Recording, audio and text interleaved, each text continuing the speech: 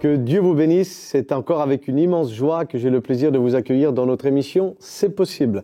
Alors aujourd'hui, je suis avec le frère David. Bonjour David. Bonjour Chris. Alors, on va approcher ensemble un thème, écoute bien, c'est « Il n'y a pas d'âge pour donner sa vie au Seigneur ».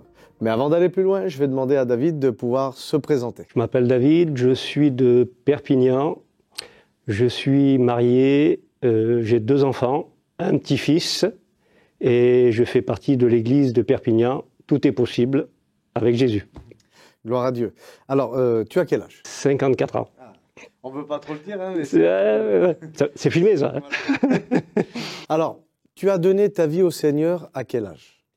Alors, j'ai donné ma vie au Seigneur très tard, tardivement, à l'âge de 48 ans. Quelles sont les raisons pour lesquelles tu n'as pas donné ta vie au Seigneur avant? Alors, les raisons, le blocage, on va dire que c'est moi. D'accord. C'est moi. C'est moi qui n'ai pas donné d'accès au Seigneur. C'est moi qui l'ai refusé, qui n'a pas voulu tout le long de ma vie. C'était parce que tu n'y croyais pas ou parce que tu ne voulais pas? On va dire que j'étais cet homme fort qui ne veut pas, faire appel à quelqu'un. Mettons, tu as besoin dans la vie, tu fais appel à quelqu'un, j'ai besoin. Non, on va dire que j'étais orgueilleux, prétentieux, je voulais me débrouiller par moi-même. Est-ce que tu crois que peut-être c'est un peu par rapport à la vie, à l'éducation qu'on reçoit, où nous, on est des hommes, et nous, on ne demande rien à personne et on se débrouille nous-mêmes? Oui, je pense que ça en a une grosse part. J'ai eu une très bonne éducation, j'ai été éduqué avec des valeurs, dans le travail, et qu'il fallait se débrouiller par ses propres moyens.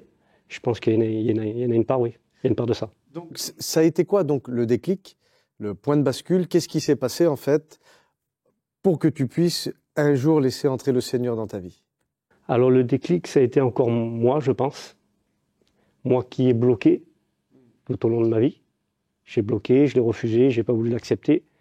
Et le déclic, c'est quand j'ai passé, comme je t'ai dit, j'étais cet homme fort, à faire par mes propres moyens, où je suis passé à cet homme faible, où j'ai reconnu ce que j'étais et que j'ai voulu l'accepter, que j'ai fait appel à lui pour qu'il vienne prendre le contrôle de ma vie, pour le laisser faire. Est-ce que tu penses que si tu aurais donné ta vie au Seigneur avant, ça aurait été plus simple? Plus simple.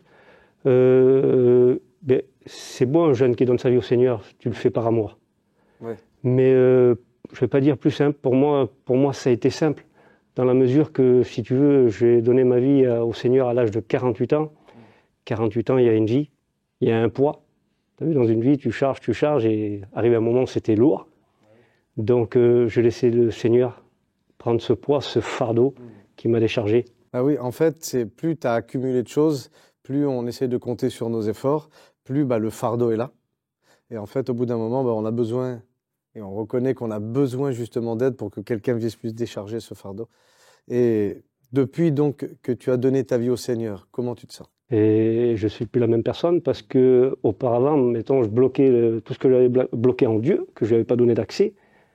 Du jour où il y a eu le basculement, j'ai changé. Tout ce que je faisais auparavant, je ne l'ai plus refait. Et tout ce que je ne voulais pas faire pour Dieu, je l'ai fait automatiquement. Je lui ai donné entièrement ma vie. C'est les cantiques, c'est la parole de Dieu que je n'avais jamais lue. C'est une soif de sa parole.